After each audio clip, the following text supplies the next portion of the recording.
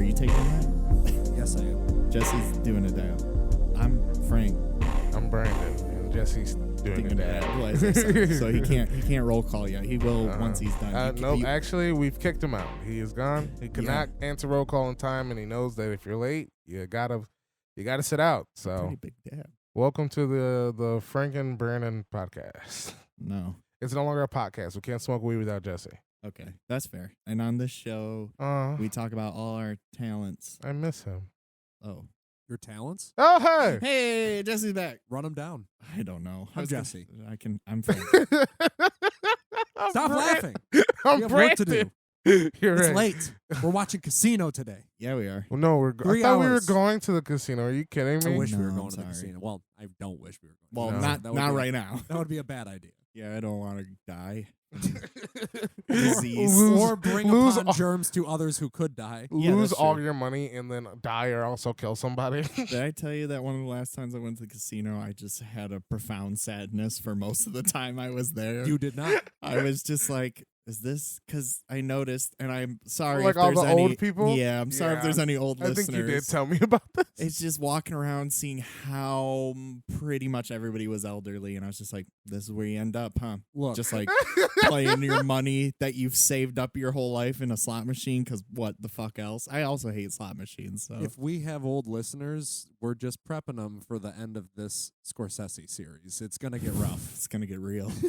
Listen to some 20-somethings talk about some 80-somethings. Because if I feel that emotional and terrified about confronting death's door, I can't imagine being an elderly person watching The Irishman. All right, we should stop. But that's not We're what we're so talking sorry. about today. That's not what we're talking about today. No. Also, do we have elderly listeners? I mean, maybe. Email us at thechroniccanon@gmail.com. Or We have follow us on elderly Twitter. listen- Do you okay. guys have I guess Twitter? I won't oust them. I don't even have a Twitter.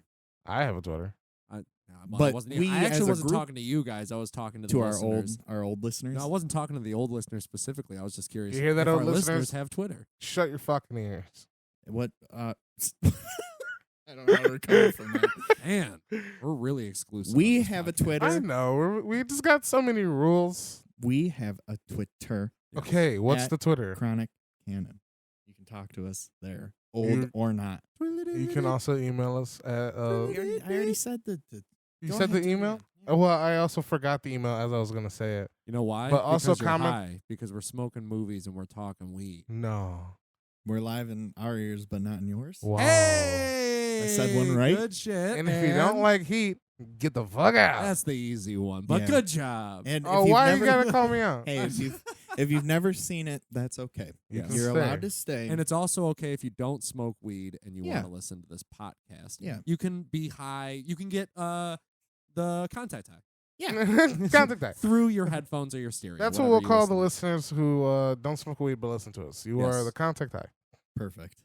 And I'm Frank. to. I'm Jesse. Brandon. We've Welcome. also recently got some constructive criticism that we need to talk about weed more. And to that we say, no. There's not much to say. We smoke It's it. just We're like- high. We talk. Yeah, That's the what do you want to thing. know? The brand? Because guess what? We don't know. Yeah. The brand of weed. That's Even what they the fucking treat it strain. like it's Yeah. the, you know? Yeah. Weed's weed to us, Yeah, kind of. man. So in the theory, we're almost sacrilegious stoners because there's plenty of people that are connoisseurs. Bah. Whenever I'm at a dispensary and they hand me the weed to smell it, I'm like, smells like weed. Yep. Almost. But I will say the few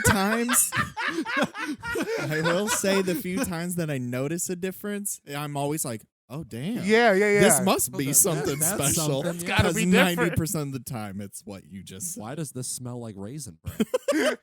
Is that a... Is this raisin? There's this is something raisin. I sweet think there's in there. raisins in this. This is grass. Yeah, we know, man. No, this is literal grass. This is Labrador, man. What's Labrador? It's dog shit. It's dog shit? Yeah, my dog ate my stash. Had it up on the Get it? table and the little fucker ate it. Really That's- blew his mind. That's from After Hours. Up in Smoke. That's what Also I said. starring Cheech and Chong. Exactly. Because After Hours was made by our main man, Martin Scorsese. Yes. Can we say it The big all boy. together? Martin Scorsese. Martin Scorsese. We don't do it all the Scorsese. time anymore because I think we got it. I think we got We it. got Scorsese it. at this It point. took 4 or 5. Everybody but likes we're to call in. him Martin Scorsese Scorsese, or which is Scorsese. arguably cooler. but Yeah. whatever. Scorsese. Sessi is his name. Sazy definitely has some stank Sazy. to it. Yeah, it's like Like Sessi. it sounds Marty like Scorsese. you know, Did I already tell you guys it sounds like that's what Snoop Dogg would call him? Martin Scorsese? You did say That's that on good. an episode. I Oh. believe. Good. Believe you Repeating did. bits. No, I just want you. I Are just we want to not remind the bit you. repeaters on You the never Chronic know Canon? who's coming in for the first time. Hello, first time listeners. Yeah. That's You never true, know who's yeah. coming in for the first time On and they've Age of never heard. Innocence? Hey, if you like Age of Innocence, hit me up. This is probably the Chronic episode Canon. for the old listeners. Welcome, Uh-oh. Geriatrics? yes, welcome, geriatrics. I knew that's what you were trying to I get was to. gonna say You're going to- gentrifiers, but I don't want to oust. That's only the white ones. Wow. And you can still stay, I guess. Just be a good person. Just Don't fucking buy out this podcast from us and make it about like boutiques. How This about that? Podcast. Sorry, you're right. My bad. Hey. But it's okay. speaking of our main man, Sazy, he described. look, we're gonna start fucking it up if we do this. You're right. Sassy, I sassy, won't. Dude, I'm sassy. telling you, Ceci is ingrained. I don't say it any other way I anymore. Yeah. remember those It's early just like episodes. very- where I know. Like it's never gonna happen. I thought it wasn't, but hey, But man, we're Ceci, 13, it's right there. 14 movies in. This is 14. movies. By the time we get into we Casino, still yeah, have right? No, 10 Casino's movies 15. left. Oh, you're right. Age Yeah, of Innocence man. is 14. Holy Wow. shit. We're approaching the home I mean, we stretch. have we one still have more over Bobby 200 D hours before of there's footage to Irishman. watch. Over 200 hours of footage still left to Okay, watch. that is a lot of footage. And yes, it is the last time we got Bobby D for like 20 years. Yep. 25, 24, Wow. whatever. Still. But Let's yeah. fucking round So we're up. almost, and then there's the 2-film buffer. My last 2 I haven't seen are Kundun and Bringing Out the Dead. Are those the and last then- 2 movies he released? No. And then we go into the DiCaprio period. I have one in the DiCaprio period I haven't seen, but I'm pretty Which sure one? that's it. Oh, The Aviator. And Always that's 3 hours forget, man. also, which I think is insane. He's got a lot of long ones About coming planes? I was looking into it and I was actually surprised just given the last podcast. We'll talk about him in more detail. I was looking at Robert Richardson's filmography with Ceci Yes. since he starts with him on Casino. Wait, he did more than just Casino? That's what I didn't think. And he's kind of his main through the 2000s. Really? He works with Ballhouse again, Departed. on Departed and Gangs of New York. Robert Okay. Richardson shoots The Aviator, shot Hugo, he shot Shutter Island, Wow. and I believe Wolf of Wall Street is when Rodrigo Prieto comes in. Who Incredible. definitely picked up the mantle. I think Yeah. Silence literally might be one of the best looking Scorsese movies, if not the Yes. best one. And I think The Irishman makes a very strong case for digital filmmaking being a strong form. Yeah.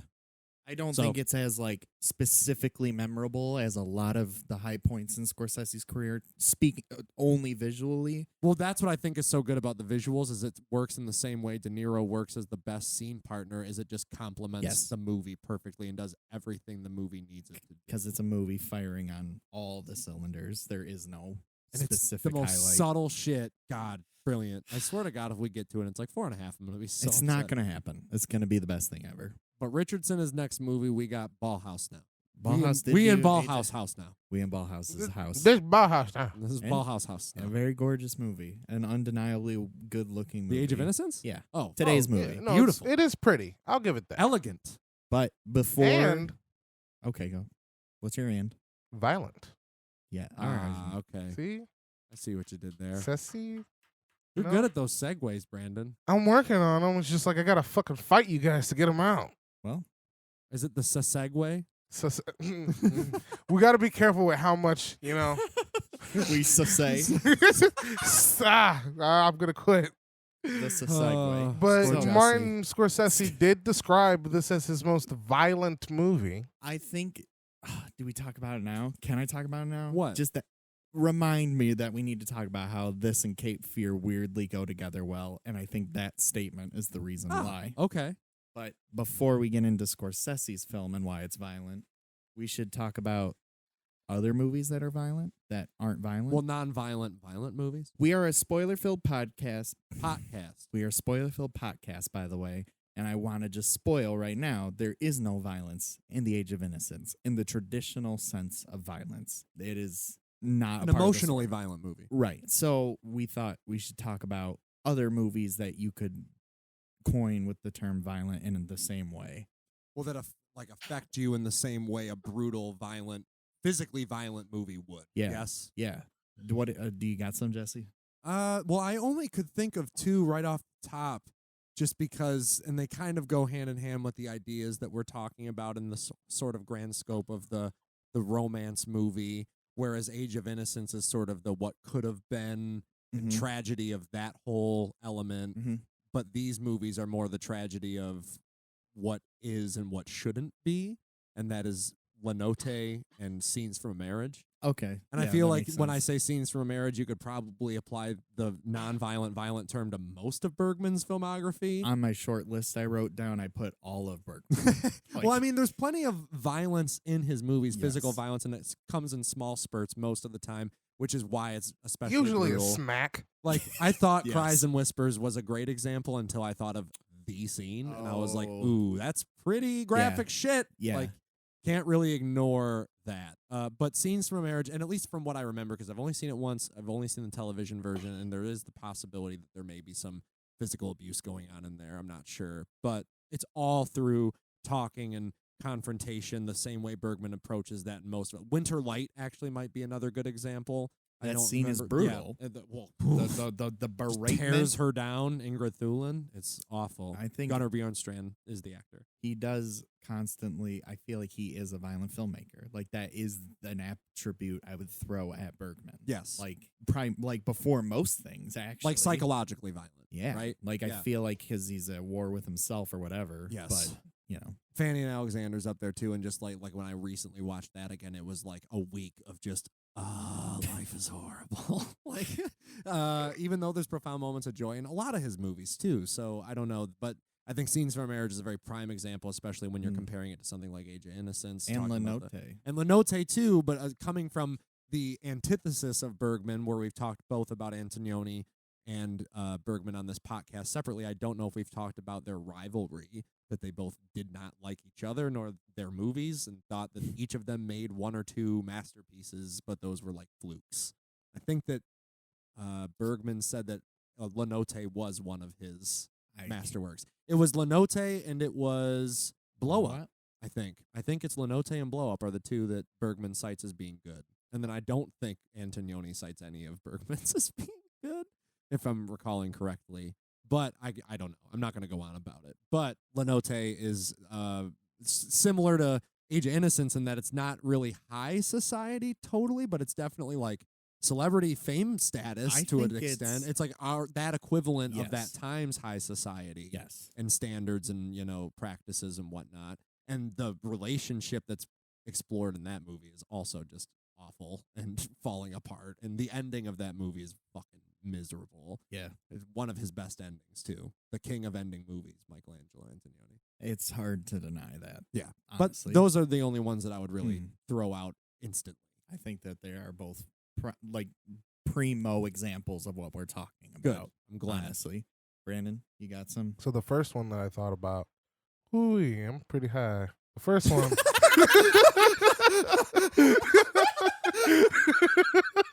I was just never expect it, man. I was just chilling, listening, and then I was like, right, time to speak. Oof.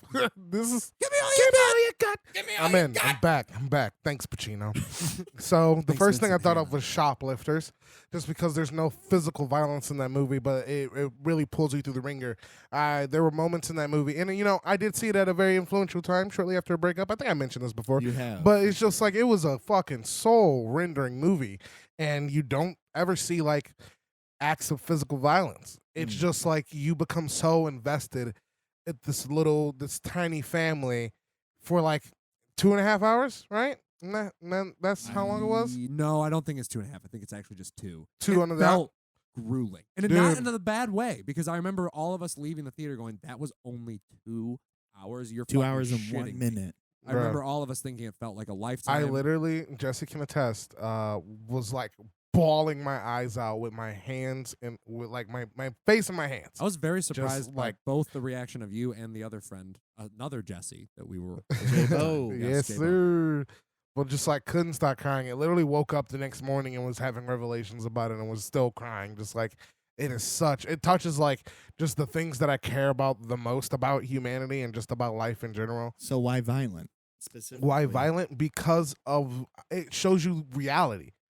That's why it shows you like both the beauty and just like how just because there's two sides to everything. So like you see the beauty, but beauty can only be there for so long before the horror comes. And you do have to experience the horror, and they don't shy away from it. But it'd be a lot easier if everyone just got shot and killed, and that was what's happened. But that isn't what happens. Nice. I think it's cool that you brought that movie up actually in conjunction with Age of Innocence, only because Age of Innocence is another movie that kind of uses that idea of society suffocating something that could be so human and so beautiful, but because of these rules or things getting in the way, they oppress them, right? Yes. They like force their will, essentially. Yes. That's a very perfect connection for the two movies that I didn't even think about. And then I was gonna mention a certain little robot movie, but I actually thought of one better. I want to know if you guys recognize to the viewers, to the listeners at home, now showing Jesse and Frank a photo from this movie that I want to know if they ever had to watch in school. Yo, why does that look familiar though? Did you guys ever have to watch this in school? Our Friend Martin. I think so. It's a movie. No, I think I might, but I also feel like I might be riding off the coattails of the, yeah. Yeah, I Listen, don't know what it is. It sounds so is there like I a definitely time have travel seen thing? it. Yes. So Then I it's have about seen it's this. about this little boy. He goes to visit the home of the now dead Martin Luther King Jr. and ends up touching like his old baseball mitt or something like that, and he gets transported back in time and becomes friends with a young Martin Luther King. And it's actually just about this little black boy and Martin Luther King being like best friends in their youth. And Where's that Back to the Future remake? Right? That's what we need. And it's just about him becoming friends with Martin Luther King and like seeing Martin Luther King at different points in his life. And at the end, this like the kid's like, wait, you can't go. Like you're gonna get assassinated. Like you're gonna die. And like Martin Luther King just looks at him and he goes like, it's okay. Like this is what needs to happen. I was just like, I remember being a kid, and like that was like one of the ways they taught you about Martin Luther King. Yeah. But it was just like a really visceral movie. Like you never really see, like you see like minor acts of racism, but you don't ever see like the physical violence. But I just remember by the end of it just being like, that hurt. Appropriate violence for children. Yeah, like it hurt really bad. And I think, it ended up being very educational. And I thought that maybe like a lot of schools might have done it, but maybe I'm pretty sure I maybe I was special. I'm pretty sure I saw this. So because I knew the time travel thing. Well, yeah, that's a more PG or G violent movie that I would say. You know, like it does stick with you, especially when you're shown to it at the age that they kind of want you to see it. It is very just like a wow, like this really was like a man. This is crazy. Nice. What about you? I actually have one that relates to each of yours two movies. To relate to Jesse's, I wrote down Blue Valentine. And when I was trying to formulate this, I wrote down violent against blank. So, like, that's a violent against romance. Like, I remember when we watched that, like, for the first time in your, like, Tiger room. Hilarious. But, like, sobbing For the after. record, my old family used to have a room dedicated to my old family. My old family. My old family home. My old family home. I left out a word. Yes. My old family home used to have a room within it that was doused with Detroit Tigers members. You're right. That sounds weird just saying Tiger Room. Like, what? There's like tigers? I mean, there's a Tiger King thing that exists now. So, like, well, what the fuck does that mean? No, Do you guys have Detroit big cats? Tigers. No, we did not have big cats. I remember watching it and just sobbing and being like, so love's not real, right? Got it. Good. Like, it's a movie that feels so against it in a way. I remember seeing it on shelves at like Valentine's Day, like in stores and stuff, like for the Valentine's Day section. It's like, you guys are trying to kill love. What are you doing? It hurts. Is that the one with Ryan Gosling? Oh, yes. And he's balding? Yes. Looks like the director. It's beautiful. It's really the most beautiful. I love Derek Cianfrance.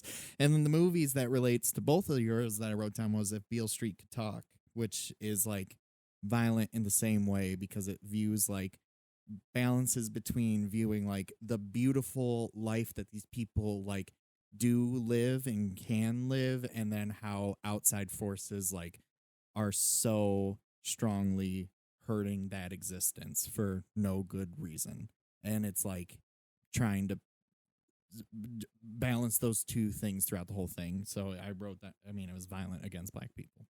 It's Brian Tyree Henry's monologue alone. It's so good. It's so perfect. I just really don't. I think I'm afraid to watch it. I think that's literally it. Don't be. You shouldn't. Like be. Moonlight was such an experience. I'm like, do I want to see another?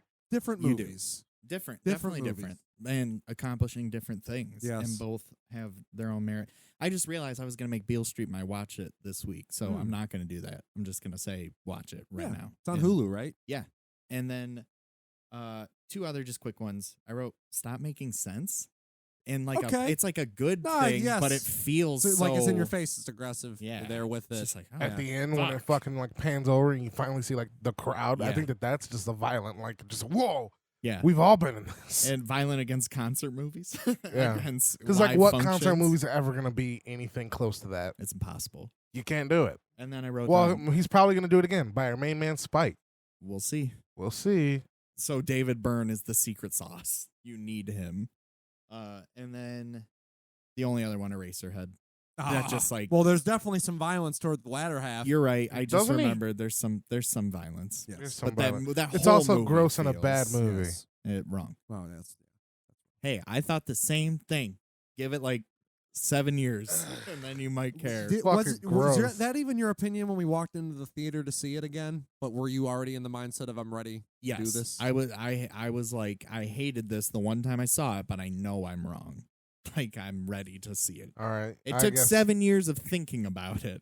Of just like, I get it. what you the know, when hell's you got going on with that? Jesse like laid it out pretty flat for me right after. He goes, "Oh, come on. It's about him, being afraid to be a father." And I was like, yeah. Okay, that's presented pretty clearly. Well, no. He goes, David Lynch's wife had just had their first baby. And I was Yeah. like, oh, okay, it does make sense now. But it was gross, and I hated it. So was having a baby. But that's beautiful. No, wrong. It's awful. 9 months of hell. And a And lot then of for what? squishing and score. For what? You. More life of hell. For you. David Lynch took For 7 Jesse. years to make that movie.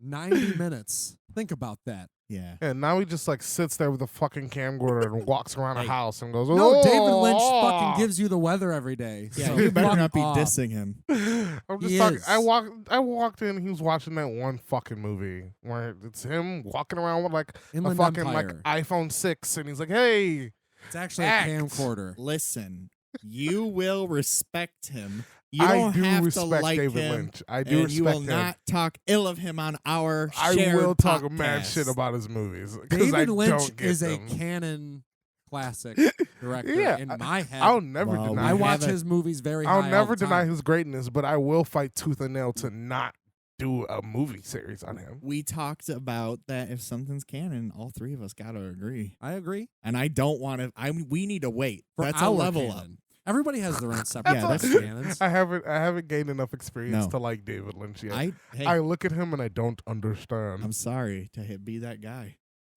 but I'm gonna be today. so That's all I had written down. You don't And like Totato Ban? Totato Ban. I do like What's Looking at Jack or something like that. What did Jack do? What did Jack Love it. do? That's not bad. Tutataban. It's very funny. See, it's like if you like that, watch Twin Peaks, bro. I'm on episode 2. 2 years later. All right. Anyway, anybody else got anything? No, so those are Those all are good examples Yeah. for nonviolent. How do you think Age of Innocence compares to any example you've presented?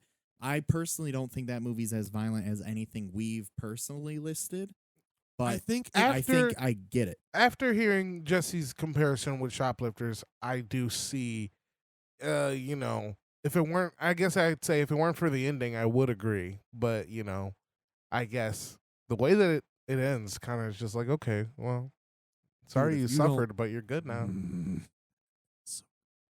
that It's, ending is so good. I've seen How I Met Your Mother. Oh, dude, fuck How I Met Your Mother. That show Yeah. fucking Hey, blows. oh, the ending fucking yeah, blows. They yes, literally- How I I Met Your Mother agree. doubles down and does the shitty thing. This movie does the good one. I even thought the movie fucking How? tricked me. I've seen this movie before. Sorry, we're spoiling the Age of Innocence ending right out the gate. Let's but go. I fucking thought going into the ending, I was like, he definitely catches a glimpse. Like he definitely sees her one more time. Like, and that's like the No, whole- he's going. like, He's walking towards the fucking hotel. what? I know. Jesse's talking about what he thought was going to happen. He's gonna sit there. He's gonna watch up in the window. He's gonna look up. He found a window. He was searching for one. He's like, "Oh, that's the one. She's up there. She's there. I know it." The sun hits the window just so it comes back on Daniel Day-Lewis. He flashes to the memory, looks up for a second. She's not in the window. It's just some random dude.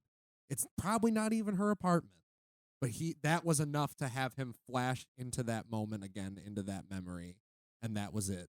And I don't know if that's acceptance. And I don't know if that's just you're going to have that for the rest of your life and you're going to have these and you'll maybe run into this similar situation again or whatever.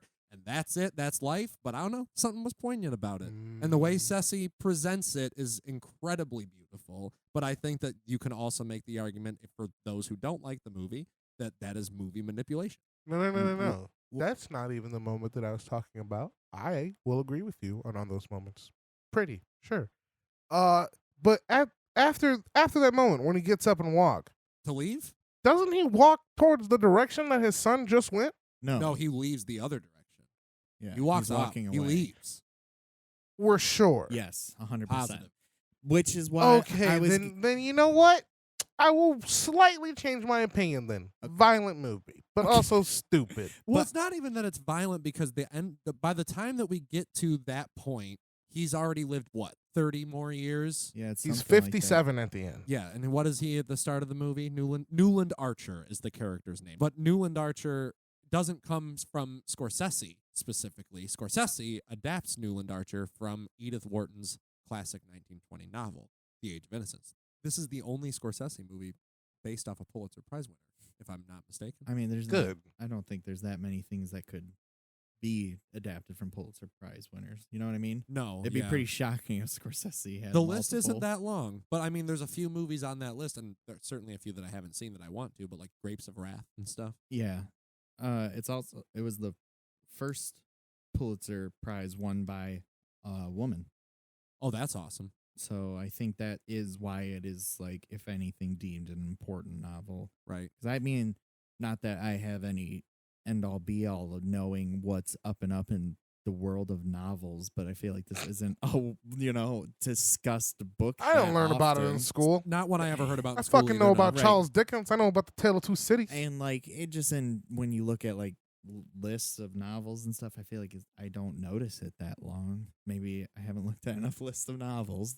Who knows? Yeah, But I'm not If there's very any familiar. Age of Innocence fans out there, school us. I did read the Wikipedia page. ChronicCanon@gmail.com. I did read the Wikipedia page, and it seems like it follows like the movie follows it pretty closely. I've read that. Like That it's pretty faithful. Yeah.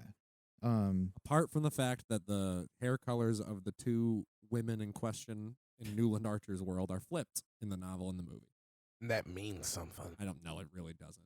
I I remember hearing, I think I heard Jay Cox say something about that they auditioned them and each knowing that they wanted them both in the movie, but they weren't sure if they wanted them for which role. That's And then crazy. that was how they figured whichever one's right for the Definitely part. chose the right people for the Oh, roles. dude, Michelle Pfeiffer is Yeah. outrageously good in this. I was thinking. She's the highlight acting wise. I think so too. I think she's up there with the best of anything in a Scorsese so far. Absolutely. She She's does, a highlight. She does good. What? What? Movie boring. I don't like it. Okay, but we're not talking about the movie. We're talking Yeah, about Michelle I said she does Pfeiffer. good. And you said Outta what? here. Because you don't like my tone. Yeah, man. It was good. She did great. I mean, do you think she's the highlight, or do you feel it's something else? The highlight. Like, I think of the whole movie, like she is the biggest takeaway in my mind. Okay, I will say that in terms of like acting, Her and like Thelma. acting chops, yes, I will. Like she's the one that did the most for me. But in terms of who I liked seeing on screen the most, because I was like, I like whatever you say now. Was their like Duchess woman or whatever? The one- Mrs. Mingott? Yeah. Mrs. Mingott. Miriam. by For- Miriam She was Margolis. a very big reason that the first hour of this movie I was ranting and raving because I was like, look at this fucking woman. You She said she never looked gets like up. Rick James. Old 'Cause Rick she had- James. she had Jerry curls, Yeah. bro. I She saw it. didn't walk a single step the whole movie. She was carried. She was carried everywhere. It was ridiculous, but High society. you know, 19 or is it 19th It's century. no, 18 it's yeah, 19th century. It's 1870 something. It's like late 18, Yeah. sometime in the It 1800s. ends in right? like 1910. 1870s is when it starts. Do they specify, or is it like just I 1870s? don't know. Because I know it says New York, which I think is another important thing to bring up. That's another I Scorsese thought it was in attachment. England. Why the fuck are they talking like that? Because it's the 1800s, prim and proper high society. There's Okay. weird rules. New to York everything. high society too, which is like the cultural hub of people coming back and forth from Mhm. England I think to America. that's something that does still relate today. Like, I feel like I read somewhere that he said it was like kind of about Hollywood, didn't he? Or Interesting. no. Wait, am I confusing that with Casino?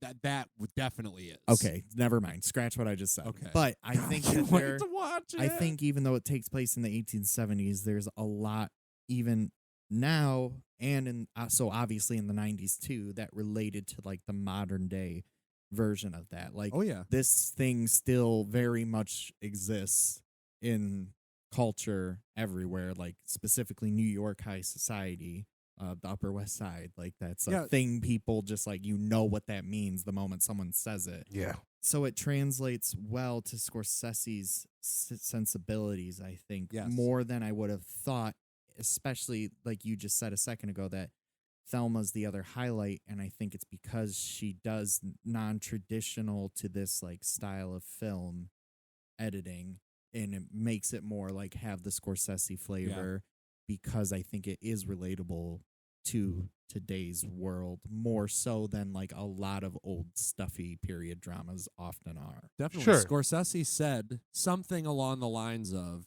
I'm definitely paraphrasing, but Paraphrase, he baby. wanted to explore that specifically in this movie. The idea that these are just humans. They're the same as we are, but they're placed in this different time with these different set of rules, different set of standards and societal things that literally, like, it's insane to think of the idea that you get a divorce on the literal moral grounds, the high ground, the high standing, and Mhm. you're the one that's exiled.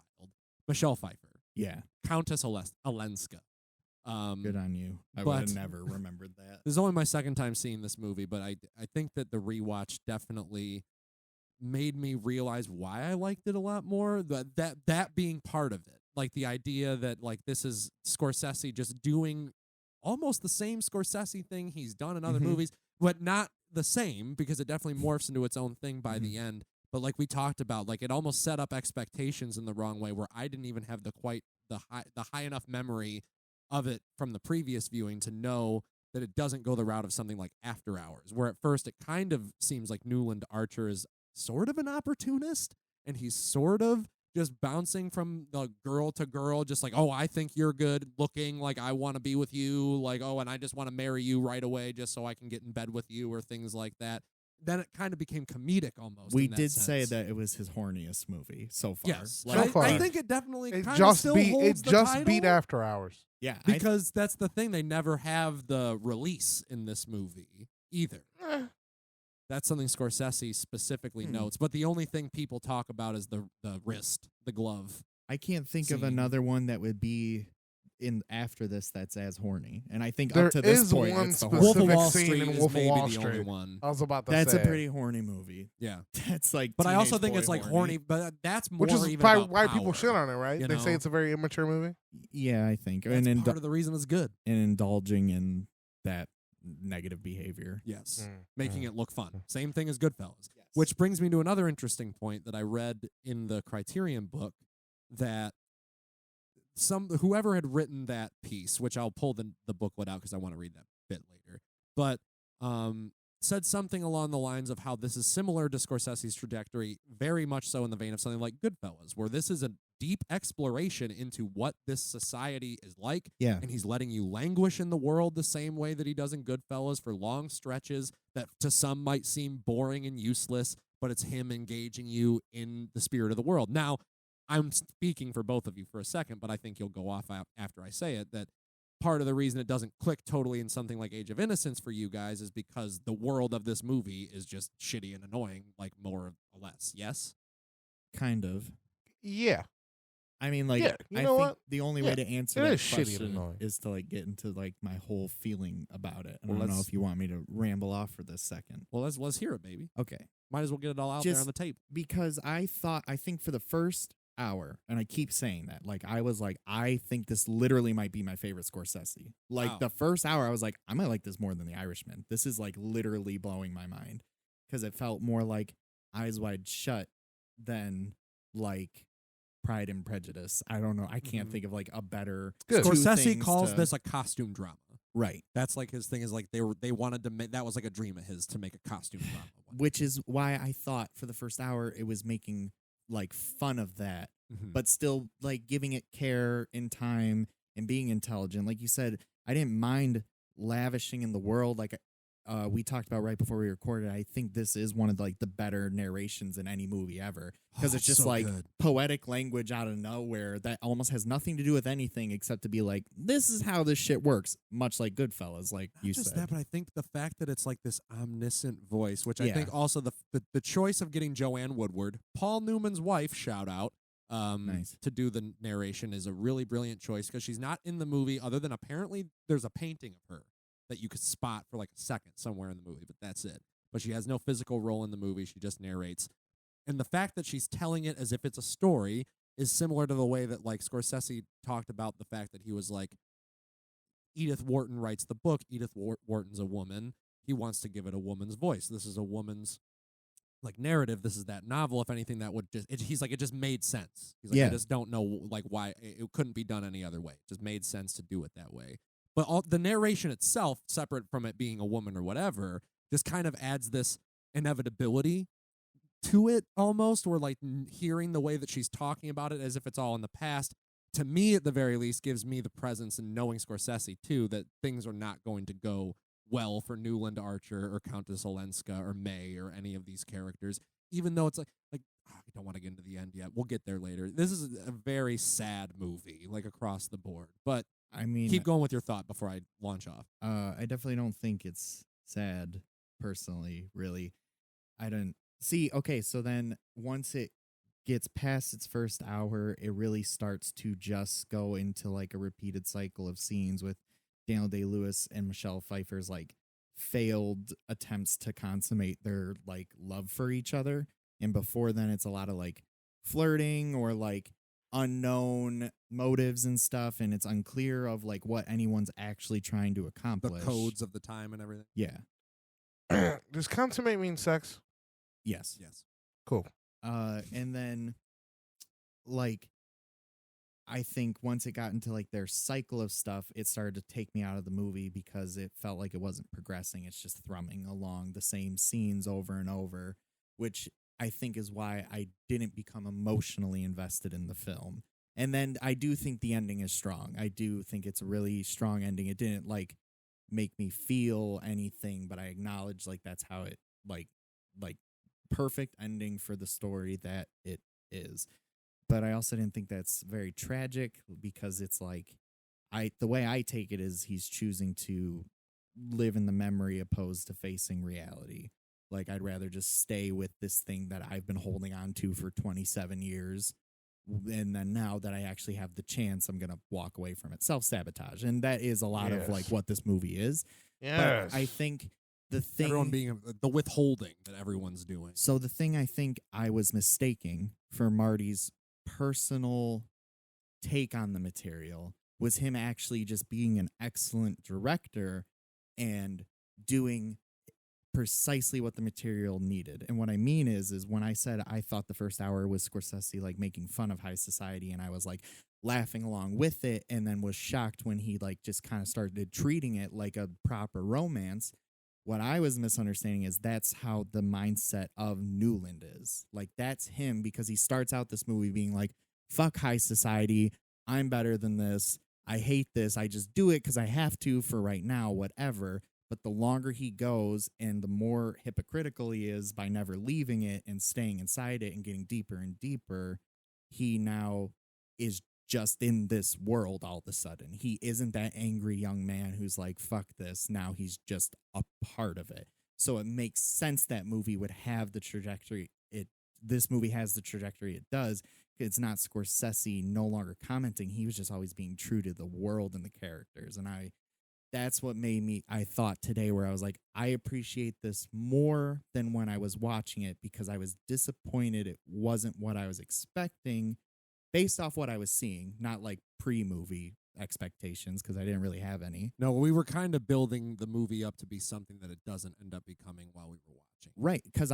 I misunderstood what he was doing. Because I think I was also associating with, you did tell us that before we watched, that he called it his most violent movie, and then coming off the Tales of Cape Fear and how both movies deal with divorce, and then we looked up, he got divorced in 91. I'm like, I think at least personally, I think I got way too wrapped up in like it being his more meta movie, like he has done his like whole career, where I honestly think this is more just like a true, just like, I am adapting this material with his clear thumbprint on it. I do think that it's personal to him too. Yes, that's what I mean. Like he I relates don't to the think material. it's as meta, like you were saying, Right. In the way that like Irishman and other movies end up getting. But I think that, like we were saying, that the and when problem. Just real fast, when we say meta, I just mean where it's like the coded about Scorsese, like the artist talking about, Right. or like working through his own. Like we were talking about Bergman. Like all Bergman's movies are sort of like therapeutic, Right. Whereas this isn't necessarily as directly therapeutic. But I'm sure it was for him. Probably. Again, off the coattails of divorce. For his fourth divorce, excuse me.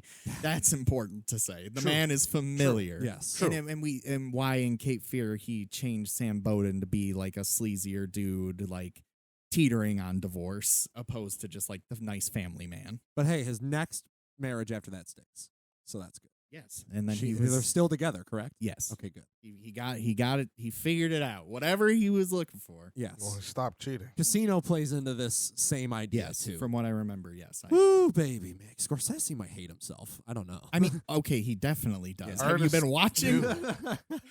Anyway, That's all the movies. but I wanted to bring Who up am that I? when talking about the connection this movie makes, it's interesting, and I don't know if it's the same complaint with a movie that we discussed as being like virtually the same movie within it, but having a common thread in both Daniel Day-Lewis to I hated that. Age of Innocence to that was literally not even a planned pun. It just happened. It was good. It sucks. I hate that. No, puns it was just good. It was naturally good. come out. But Oh, you're talking about Phantom well, Thread. the Age of Innocence is Yeah. clearly a huge influence on Phantom Thread. Obviously, Scorsese is a huge influence on PTA. Of course. Always has been. Vocally affirmed. And I think that literally Boogie Nights is his Goodfellas remake and Phantom Thread is his Age of Innocence remake. And I also thought it was hilarious that I've always thought Phantom Thread isn't just his Age of Innocence remake, because, again, I never really made that comparison until seeing it now. I always thought it was his Max Ophuls movie. And then watched Scorsese literally say that this is his Max Ophuls movie. So I was like, oh, interesting. And then even more interesting on how your complaints with the movie, I know we talked briefly about one of the Ophuls that you've seen, Frank, which is Letters from an Unknown Woman. Yeah. Which is like the influence on this movie. And I don't like it very much. That and a movie called The Heiress by William Wyler, which is also on Criterion. Very curious to watch that. A couple other movies Scorsese talked about in the building up of this project was Visconti's work, specifically like The Leopard, other period costume drama. And also interesting to talk about the Thelma thing. Like, you know how she does a lot of these crazy transitions, and especially like in the very beginning when Richard E. Grant pulls those binoculars up and it's shifting in that really aggressive, violent, literally cutting style. That's Stan Brakhage. What do you mean that's Stan Brakhage? That's what Scorsese said. He's like, I thought about how Brakhage cut, and I was like, I want to do that in a period movie. So he just did it. Just like the way that he's like the humans process images in like a shot is one image just in a long stream, and if you capture that in like the little glimpses or something, that's also paraphrased, but you know, that's just something he was kind of getting at with those ideas. But editing's always insane. Outside of all that, though, the one thing I was trying to get to before, that the reason that I don't know that it has that emotional because I think it lacks a bit too, and that's why I don't give this the full 5.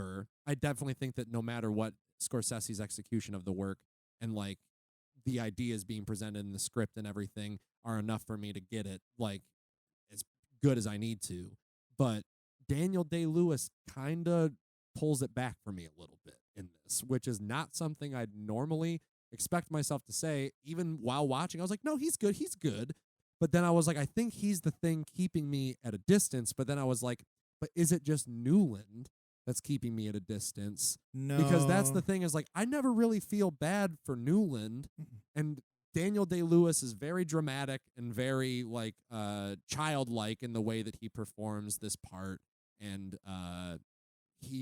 he has this immaturity about him that makes the character innately frustrating, similar to all of Scorsese's protagonists, but he's definitely less intense than pretty much everybody else we've had up to this point, After Hours being the only one that I think you could. What do you mean by less intense? Like, in the spectrum of being a crazy person? Okay. Like, I don't know. I feel like most of them are De Niro. It's a different kind. Right. Yeah. Yes. But yes, I think like in an objective level, he is, well, in Fast Eddie, but whatever. Yeah, right. But yes. But Daniel Day-Lewis, for some reason, just, I don't know, like, he just didn't provide the literal autonomy to the part to make me feel like he was a human being. But I think that might be the point, that he's not a human being. He's just part of a system that, like, he's given an opportunity to do so, doesn't take it, but then at the same time, he literally self-sabotages himself left and right within the confines of the movie. I too struggled with his performance. I don't think he feels like he's in a different movie than literally everyone else and everything else. Yeah. Like, it feels like he is too attuned to what this movie normally is, where everyone else is like with the Scorsese adaptation. Yeah. Definitely a rough start for our main man. This is my first Daniel Day-Lewis Yeah, this was not a good exposure to his talent. Well, it's interesting, too, how it felt almost like a warm-up to a Reynolds Woodcock, where he's even using what is something very close to his real accent. Yes. What about who? That's Phantom Thread. Phantom Thread's the protagonist. To say, we never even got to the point of Phantom Thread. Yes, like yes, I'm so sorry. I think they are like, I said out loud, I was like, fuck Phantom Thread at some point during this movie. Like, it's always been one of my least favorite PTAs, and after seeing this, I'm even more annoyed, because the elements that I thought were, like, unique, I was like, okay, you even have the Daniel crossover. Like, a lot of it is too close, but he's incredible in Phantom Thread. Like, that's something I've never denied. Like, he's literally, like, show-stoppingly good, but here, I think he is one of the, like, he's not bad. He's obviously not bad, but I think he's flawed. I don't think he adds enough humanity to the part to really make that connection between him. Sell the Michelle Pfeiffer and his relationship. Which is what why I mean? I think I thought the movie is making fun of this. Because he seems like he's making fun of it almost. But I think he might be. Because the way Ceci talks about it, he's a dummy. Like, he's a dummy. And he knows he's a dummy. Well, but that's the other thing is Ceci says that this is, like, you know, he's in this room thinking nobody knows about his and Countess Olenska's relationship, when really everybody fucking knows. Right. Like, and that's the whole thing, like, between him and this world, is he's so far removed from the way that he thinks he's perceived by the world, you know, or the just world like around him. Travis. Yes. Yeah. It's a more, like you were saying, with the idea that, like, he's less crazy, but he's still got those same tics. I want you to get your piece in of the negatives. I need to hear it before we convert or something. It's just that, you know, watching old movies is one thing, but then watching an old movie that takes place in an even older time is just, it's very draining. There is almost, you know, there are certain things that you can relate to on like a humanity level, like, you know, love and wanting and those kinds of things. But for the most part, there's nothing that I, as an individual, can relate to on the screen. I don't care about rich people problems. I don't care about, especially about problems that you create for yourself. And that is like the whole thing about these high-class, high-society movies, where it's like, oh, no, we've just set up a bunch of rules for ourselves that now all of us secretly want to break, but we can't because we're keeping up appearances. And I know that that's what's happening now, but it's annoying now. And I don't like rich people movies now. So why would I like it back then?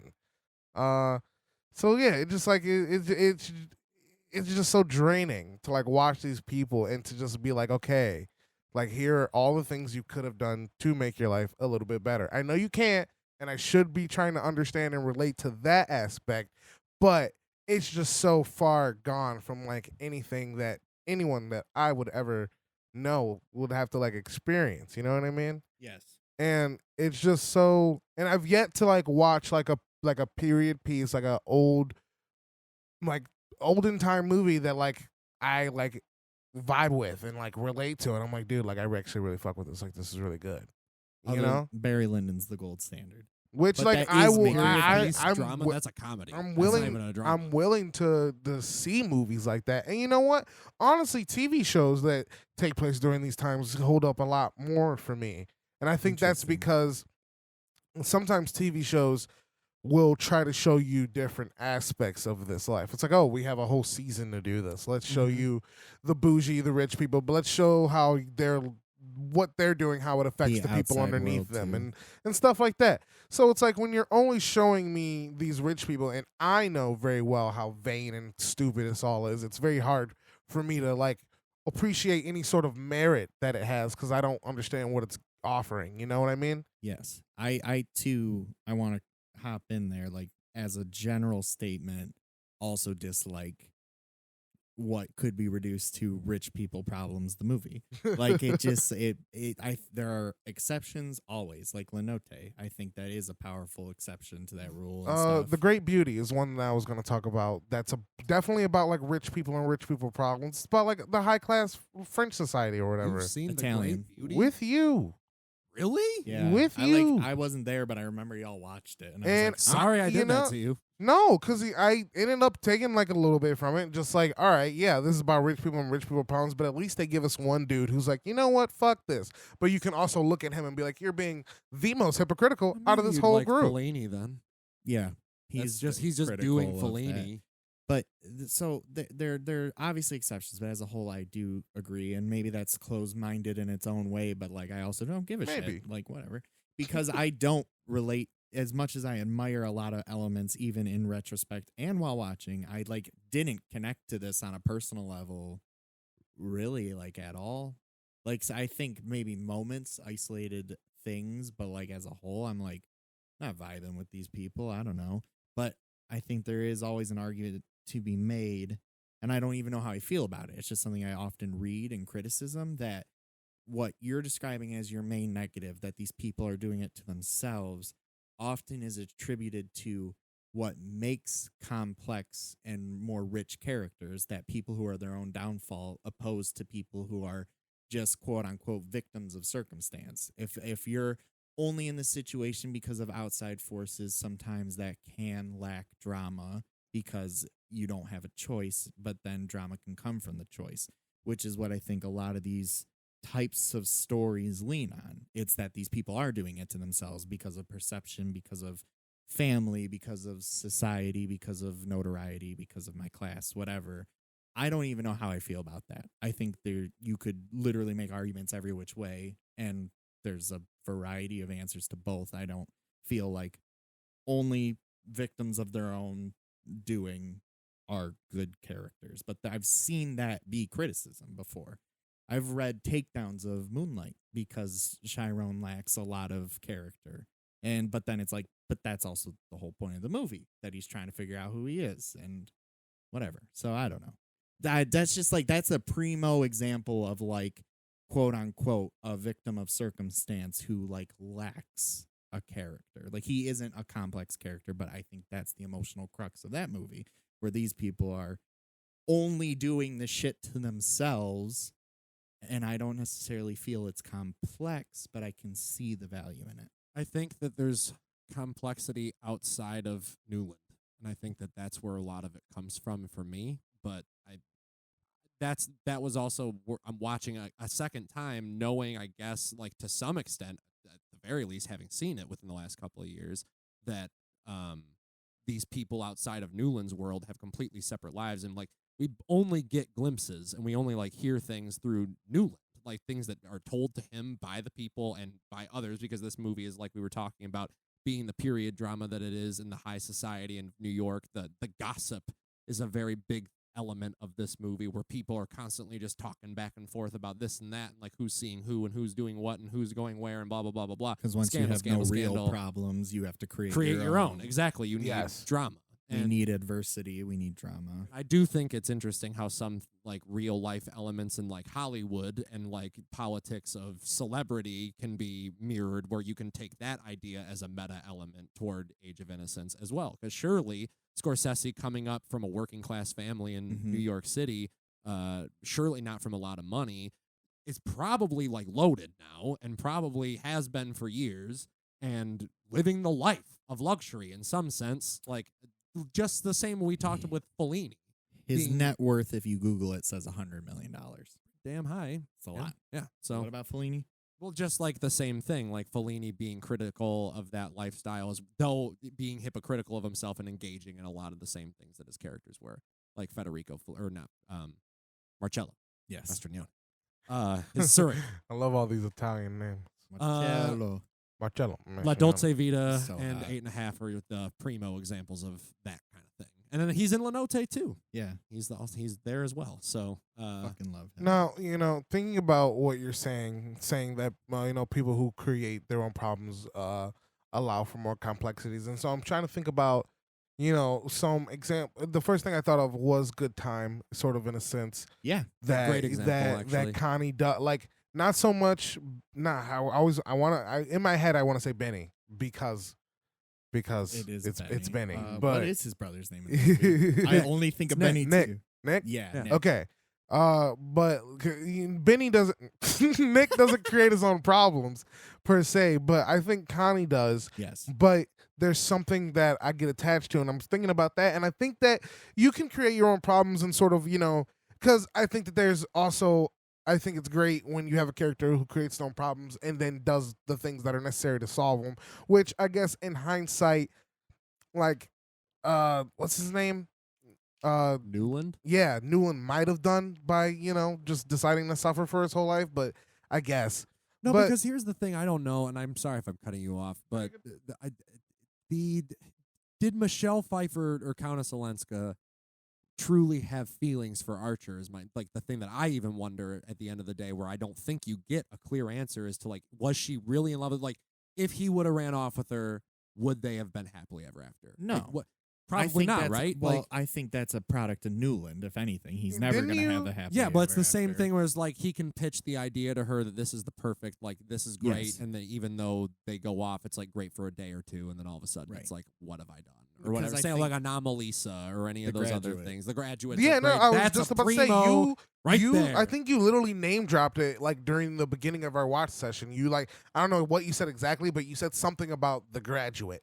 So that was in my head while I was watching this movie. Well, I love Scorsese's. It's definitely within the first hour too, and it's part of what made me kind of run with your idea and perceptions of this is looking at him like through almost a satirical lens. And I think Yeah. it still is to a certain degree, though I think it is, like you said, directly funneled through his perspective, which it's being true to, but where Right. he's idealizing so many things about this world. Yes. Like that scene where they're on that might be my favorite scene in the whole movie, just Which in one? the way that Scorsese does it is just so perfect. The one where they're on the balcony at the theater and it's later, like probably halfway When they through the whisper? first hour, when the camera like cuts them in and Oh, yeah. everything goes silent except for the two of them. They're the only ones that are important in that moment to each other, and then the light comes in to accent the hair light, Yeah. the angel light, the halo light. I Fucking think unreal. I So think good. there has so far been in every Scorsese movie one scene where I'm like, well, that's up there with his best scenes. Yep. And that is the one from this movie. Yeah, that's I had a that and the feeling. ending are It's pretty definitely good. two of the I most think- like, oh, you fucker, you're good. I And think that the- scene stands out more to me. Like Yeah. the ending feels like perfect execution, whatever, but Yes. like of just like inventive, like holy shit. Yes. It was that scene.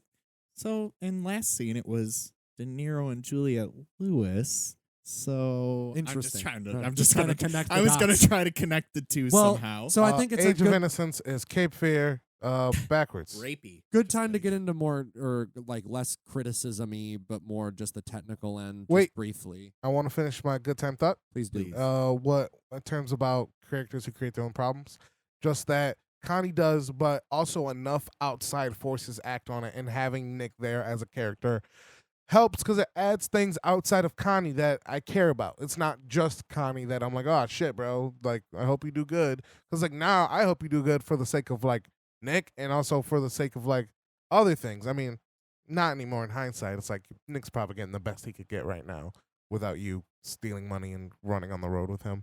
But that's what I mean. I think that if it's a person creating their own problems and then we're just watching them deal with it, or in this case, not deal with it, it's annoying. I need other things. I need other things to care about, which I think Madame Olenska is sort of supposed to be. Countess Olenska. There are rules. Prithee tell, my dear boy. Sorry, I don't know.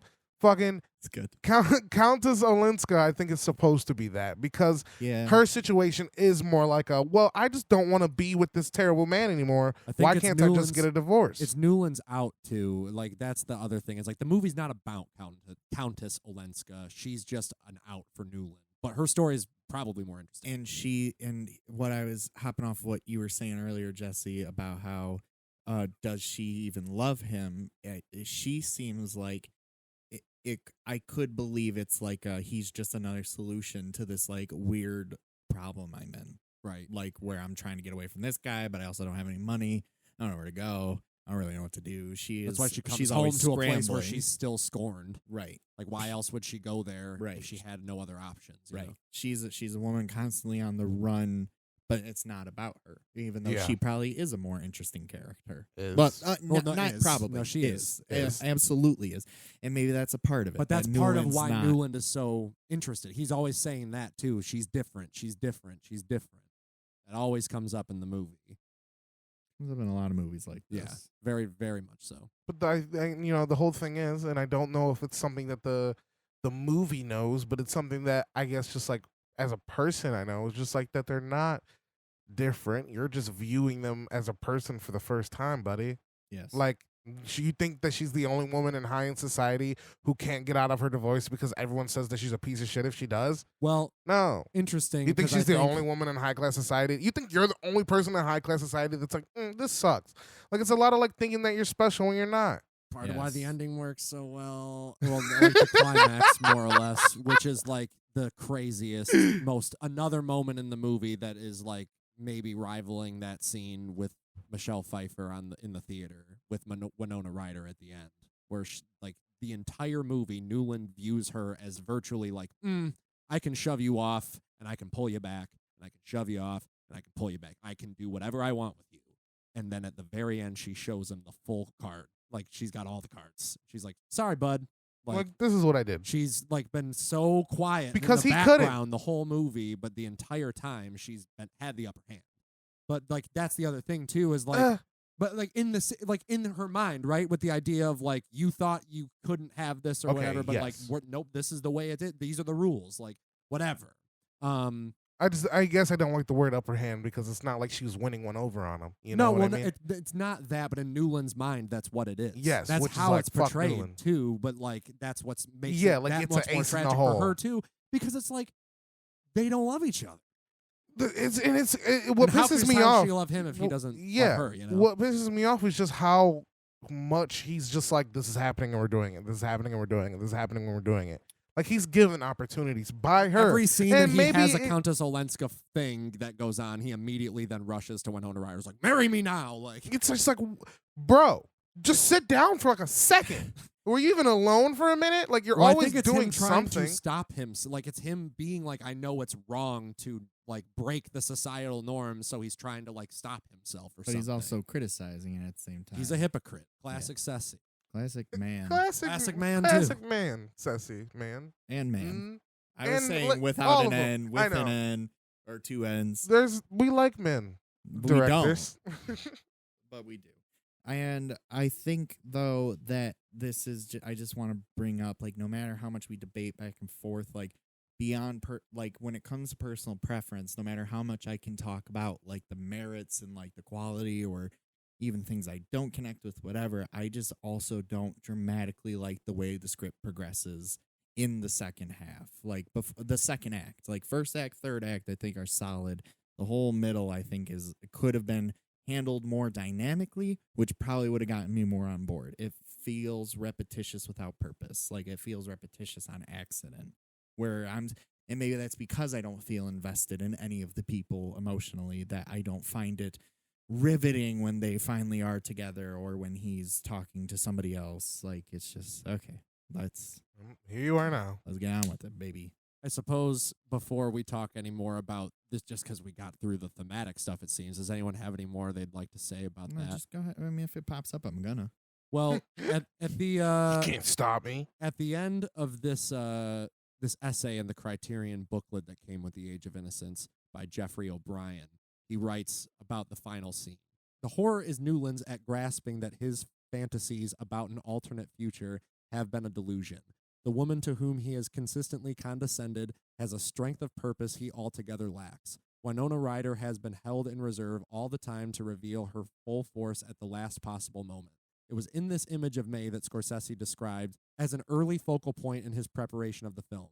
Later on, I figured out that as she gets up from the chair, we should do it in 3 cuts, 3 separate close-ups, because I think he'll never forget that moment for the rest of his life. He'll play it back many times. It is the closing of a trap, the trap into which Newland was born, of which the film has been the start of at the description.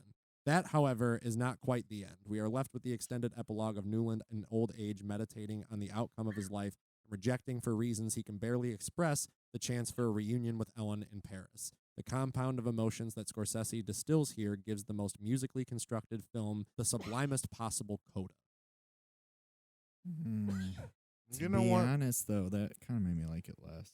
No, I was saying that that I won't deny the beauty of the movie, not just in the way that it looks, but even thematically. And it's definitely helps hearing because when you have a certain like initial thought about a movie, at least for me, it's definitely hard for me to like move past that thought, and that's why I enjoy outside input so much because it helps.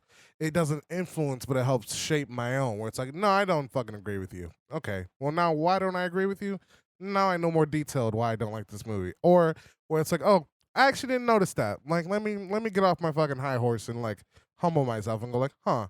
But I think that even while acknowledging the inherently beautiful things about this movie and just Martin Scorsese in general and his amazing filmmaking, I think that just the the scope and like the I guess just what it is, I think is what stops that that beauty from seeping into me the way that it sort of can when you have like a good movie experience. I think that there's literally something that like blocks it where I'm like, nah, I can't care enough. This sucks. Even though I can recognize that, oh, this is good. What you're doing right now is good. Do you think I it's just the don't same like it. barrier, the same way people are like, oh, black and white, can't do it? You know what though? Maybe. That's Because what it I've never, sounds because like I've never gotten like the black and white can't do it. Like, sure, I can watch a black and white movie, but like the moment you're like, all right, here's an 1800s like movie, they're in corsets and stuff. Good luck. I'm almost immediately tapped out, like immediately before the movie starts, and I think that's the problem. I mean, I don't disagree. The only reason I was on board is Scorsese. I've owned The Leopard for like 4 years, and I don't know I've if never I'm seen it ever either. gonna watch it. I don't. I was like, fuck me. It's just like it's so long. Just you're so I saw rich War and people. Peace in theaters. Yeah, but 7 hour. is that stuffy rich people? Yeah. All right, well, at least there's war. Spice it Those up. scenes are the worst. And then that adds dramaticism, like at least to like the context of their reality. If fucking Daniel Day-Lewis gotten one fight in this movie, I would bump it up a star. That'd be great. Well, you'll like Barry Lyndon then. Yeah, I do think you will enjoy, but that is almost straight up satire. And there's war in that too. There is war in that, and it is experimental in the same way that I would call this experimental. Yeah.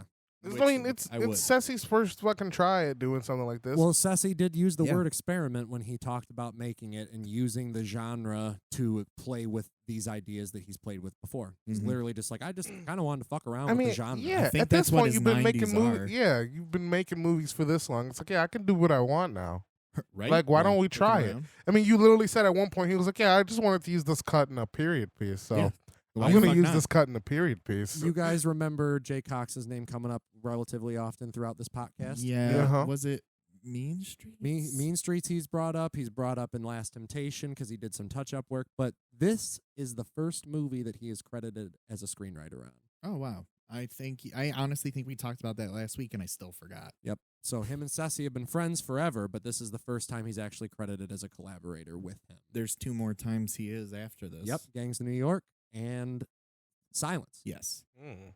So on 2 movies I don't like as of this moment, but we'll see how it goes. And Gangs of New York is an old-timey movie, isn't it? Yes. Early 1900s. He said, Jay Cox said that doing research for this movie kind of bled into doing research for Gangs of New York because they were developing them at the same time, and that he thought that making this movie was such an incredible experience, and this was the first time he'd really done something like this, so it was like, this is what it's always going to be like. They wrote the script for The Age of Innocence in 17 days. Wow. That is that's probably why it's a little surreptitious. And he was like, wow, this is really great. That he was like, it was sort of just like one of those flash it happened moments where he's like, but it took forever to get Gangs of New York and Silence off the ground. Well, the Gangs of New York comes out in the 2000s, doesn't it? Yeah. 2002 or 2001. Yeah, both of those, and it also took them like 20-something years to make Gangs of New York because that was something they were trying to do in like the 80s. I want really? Yeah. 2002. This is the first I've heard of it. So I don't like Gangs of New York, and it is the one that I am by far the least excited to revisit. Really? It's long too. But I think based off DiCaprio it's his first DiCaprio and Daniel Day's back. It's basically his like popcorn movie. I think you're gonna like it based off everything you're saying you dislike about Age of Innocence. I think you'll appreciate what they're doing there. Exciting period movie for and sure. It's about Liam Neeson at the front. It's about the people that are low on the ground. It's about the people that are covered in the dirt. I'm pretty sure there's some high society stuff in there, and they get beat up. It's also New York, so. I don't remember that movie well enough. I was about to make some comments, but I think I'm completely off base, so I'm gonna not because we're gonna talk about it in a couple weeks. And man, that movie's a mess, but we'll get there. I think it's interesting that we noted that the movie was written so quickly, but it took Scorsese a full year to edit this with Thelma. That they took that much longer in the editing room. I mean, they do some crazy shit. The editing, like I said, along with Pfeiffer's performance, is probably my standout. Like, I remember thinking that. I said that when I first saw it, just Thelma's going nuts. But also the production design and all that. Oh, like, yeah, you come Dante to Ferretti's work is amazing. From any period drama. Like, if you're going to do it, you're going to make it look nice. It has to. And if you're Scorsese, you better fuck It's pop. I keep picturing a shot at some point when the narrator's talking, and it's like overhead on a table and they're just showing like food and stuff. Like that has stuck in my mind as like an image. Yeah. Because it's so perfectly constructed. Yeah. Of just like, that looks nice. A lot of this movie just looks nice. I don't know. Yeah. That's like, part of what's cool. And I think that adds to the weed thing. I thought that it was something interesting that like when I started smoking weed, I started getting into period costume dramas. And like for some reason, like I just get really high and like watch a really old period costume drama and just be like, this is fucking sick. It's crazy. Just, like, looking at it's just the world. Wow. It's like it is very unique and very strange, what's different going and on? Crazy, and the architecture of all the sets and the costume design, like you said, it's also intricate and literally, like I said, like we've talked about, that this movie is just every aspect of it is designed.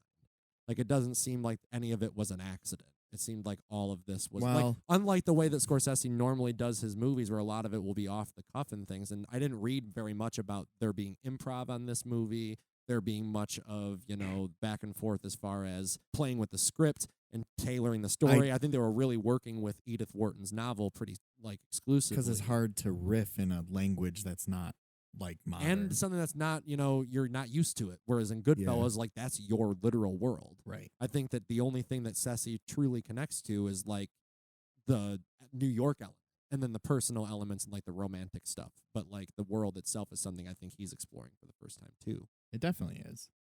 This is his first time looking at this level of people. Speaking honestly. of research and exploring, we haven't talked about Method Man Daniel Day-Lewis, who we have. Well, I mean, like in the sense that he goes and bonkers for his roles normally, and like this being a more subdued performance from him. Interesting that he gives a more subdued method tactic, and I guess he only stayed at the Plaza Hotel for 2 weeks under the name Newland Archer to like get into character. That's all he did, which is not like nothing. Like, that's still something. Like, who the fuck does that, generally? Well, it's just like, can you imagine actually having to talk to him about anything for those 2 weeks? No. Hey, Danny, could you please, your mother's sick. We would just really like if you're, well, Everyone who's worked I with them says must how hard meet it is. Countess Alinska for pretty lunch or something. Or the third meal of the day where we eat tea and chew on scones. To play devil's advocate, though Paul Thomas Anderson also has bitched about it, he does say that it's pretty remarkable to just write a character and then they're there. Like, you can just roll your camera and that's your character that you made, like, right there. Yeah, I'm He's sure like, it's cool. And Daniel is that. And I was like, that's pretty Sometimes I'm sure incredible. it's cool. Yeah, I've always had a personal problem with Sassy method- was with afraid of him method on the next actors. one. Well, yeah, you don't make the crazy man the villain. Always had a personal problem with the method actors. So I'm just like, what? Isn't that defeating the purpose? Yes. Yes. But also, Aren't you just crazy now? speaking of back Sitting to in the, your hotel room alone, screaming at the mirror because you're preparing for your role as a Joker, but you're actually just having a psychotic break, buddy. Maybe see a therapist. Never. This is for the role. And, like when I almost said Michael Bay, but not Michael Bay. Michael Mann? No, the other Michael. Nope, the other Bay. Batman. What? Batman. Who played Batman? Christian Bale? Yeah, the other Bay. I was close. Christian Bale, and I hear about like his method acting, about how like there was the mechanic where he like lost so much weight that like his ass fell out of its sockets, and then he like a couple months later was beefed up to be Bruce Wayne in Batman Begins, like shit like that, where it's like it's not worth it. Although now that I literally specifically mentioned that, I do remember you telling me about Christian Bale that he comes from a working class family, and he's like, you know what? If I'm gonna act, I'm gonna act. I'm gonna put work into it. Yeah. So you know what? He's the one exception. He acknowledges that he lives a privileged life as an actor. So he's like, if I'm gonna do this, god damn it, I'm gonna be the best. I'm gonna. He did say he's done now that he did Dick Cheney. He's Yeah, like, because he nope, had to not doing gain that like shit fucking anymore. 100 pounds. Yeah, because He's it's like, also I'm going not to die if I okay. keep doing this. Yeah, your body's like, Look, you can't do that. Stop. We function one way. We need to know what it is. He'll be forever immortalized on the screen. Yeah, He'll never but die. Well, until there's no more humans, There's or no more we humans. lose movies. But isn't that or all that like, matters if you're thinking about it? No, Because if the humans are gone, then movies don't matter no, you anyway. should care about right now. Aliens will like movies. Maybe. Probably not. I think aliens are looking down going, Jesus Christ. We are not coming here. I don't think they're looking at us. I Like, think they're not far even worth away. looking. Or that. You know. You guys want to go to Earth today? Yeah. Why the fuck would we go there? We left the pyramids and the rocks and shit. What do we got? Any more trash you want to throw out? Yeah. We are the universe's dumping ground. That makes Yeah, sense. man, they prevail this shit. I don't know why. Yeah. Yeah. I don't know. So I what? guess as far as the rest of this movie is concerned, it was the last movie Scorsese ever edited on a moviola, which is not that important. But What's a it is- moviola? A moviola was the first real editing machine, I guess, in which you could view the movie while you were cutting it, and that's kind of that's the way that's almost necessary to edit. Like when you talked about like people had to actually cut physical film and how that was like mind blowing to you. They actually were still able to watch it through this device that was cutting the film. Like, or okay. they see the footage and whatnot. You know how much more sense that makes to me now. I mean, it's definitely like I know necessary. it's still I know it's still like hard, but like Yes. my whole thought process was they sat there They because he did- showed me the picture they with the did. long reel For a long time. where Yeah. they just sat there and just like, all right, snip it here and just put these But together. I think that is a indicator that we are moving into a new age with Scorsese as far as the cinematic world is concerned. I think Cape Fear was the starting point, Oh, yeah. honestly, of or just like, Goodfellas, maybe even like I think that he's was the trucking closing. in. That was the closing of the chapter 1 of Mhm. Scorsese. Like it was building to there, and now we're in like, let me just try it out, and then we'll see when's chapter 3. Is it? I'm is old. Irishman the start of chapter 3? Might be. Well, this is also his first movie that he shot in the Super 35 format too.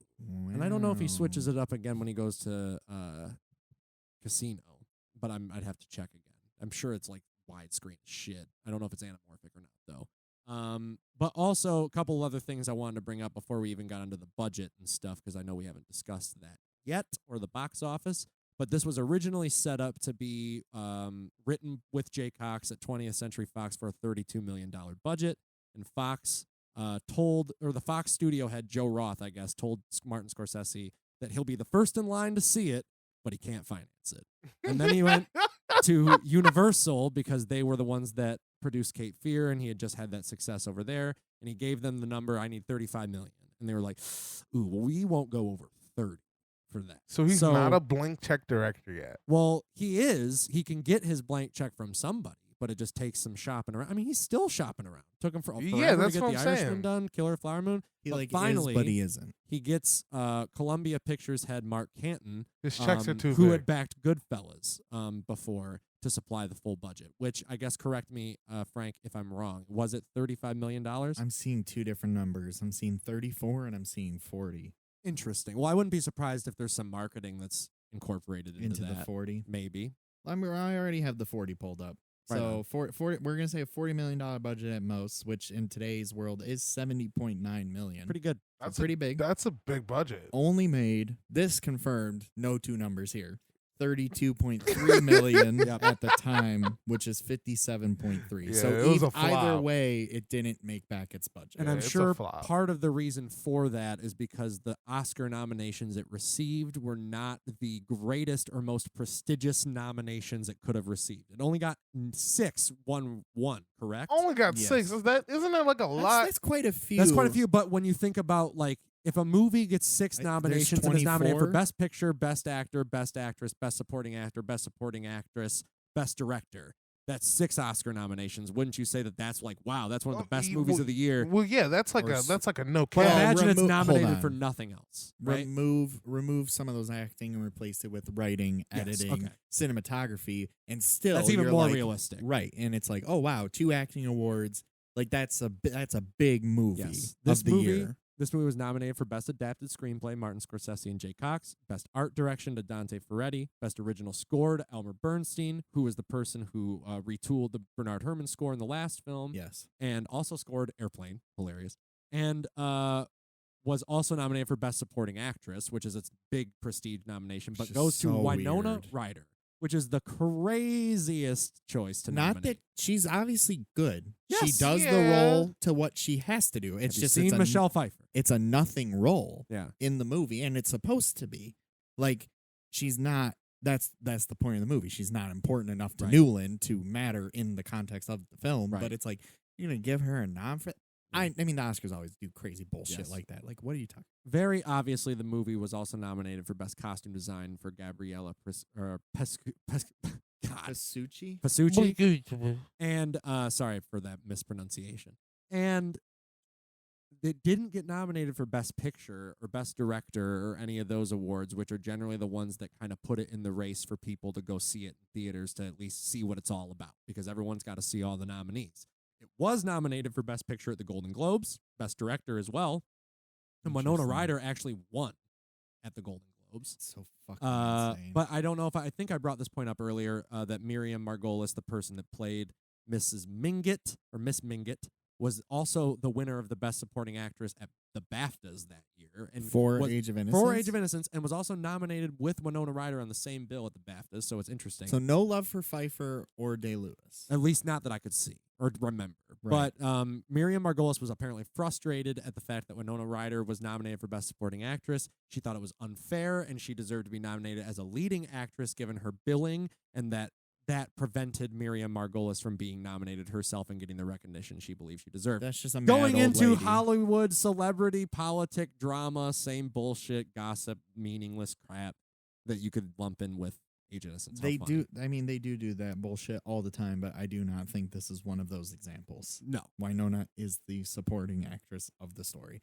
You could make an argument that Pfeiffer is the lead, Yeah. but like she's also probably supporting. I would say supporting in the scope of the character plays. you yeah. know, yeah.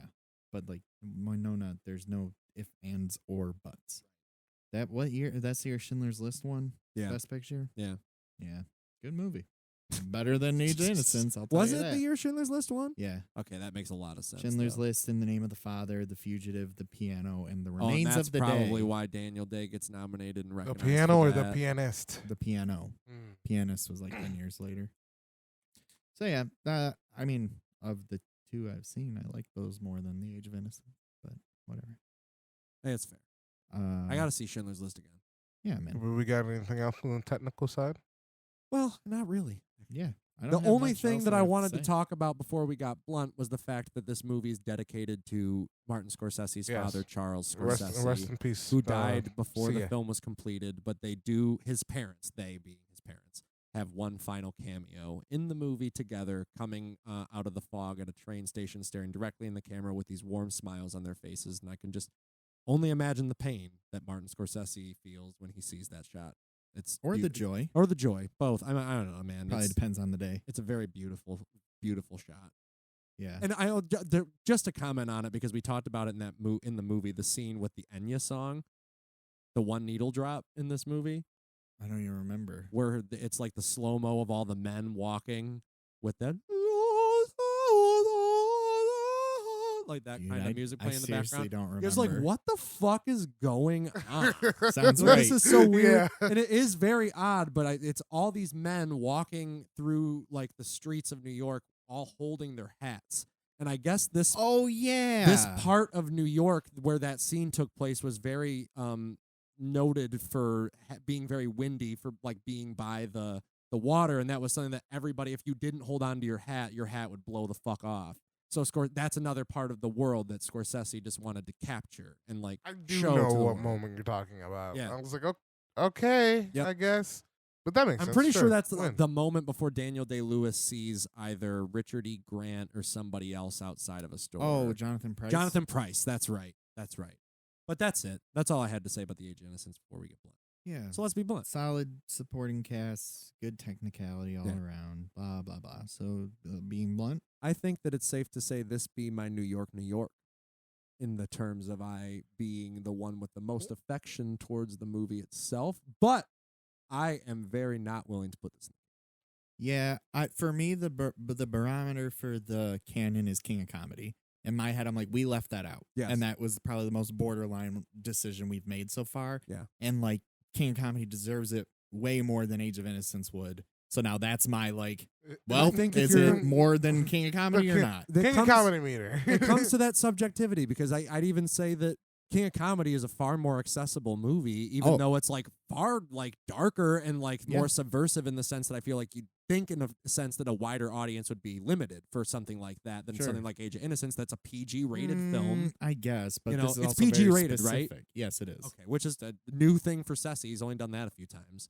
but this is not a movie I'd recommend to everybody by any stretch. I know that there is like definitely some. Like, it's not that kind of genre is not easy for a lot of people to digest. It definitely, the boring word definitely gets tossed around a lot, because it's definitely true if you're not interested in that kind of shit, you know? Like, I don't watch Downton Abbey, and I don't think I ever will.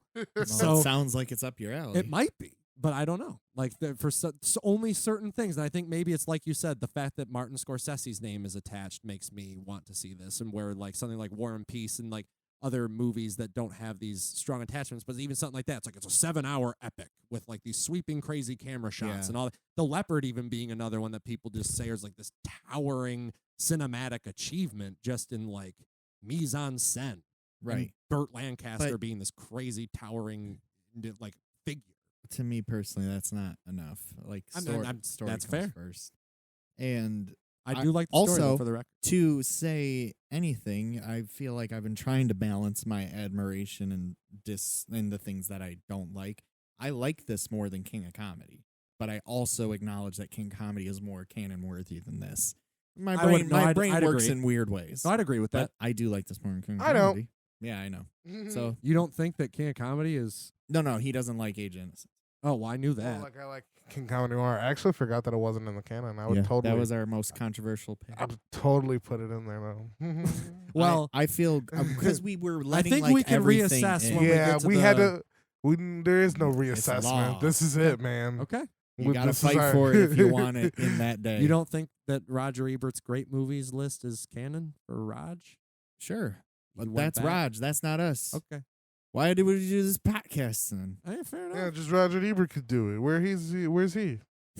I mean, I know Age of Innocence is never getting it, no matter what. King of Comedy's the only one that I was going to make that argument for. I feel fine with it being left out. Honestly, it's just like so. I would vote it down again anyway, just for prosperity's sake. All right. So my King of arms Comedy is now the now only my movie that arms is are folded. double out of the canon. Congrats. I'll make a note. I've been keeping notes Fuck of what's Rupert in and why. Pupkin. I mean, kinda. I mean, But, fuck Rupert Pupkin. I give Age of Innocence 4 out of 5.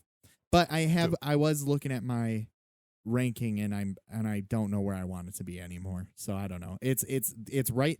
Cape Fear, Mean Streets, and Age of Innocence are all flirting with each other. They're all giving each other side glances, going, "Where do we end up?" Already excited to see it again, but I don't think I will for a long time still. I think if I give it a few years, I would want to see it again, and I can guarantee I'd get more out of it. But I think the flaws might stay flaws. Not.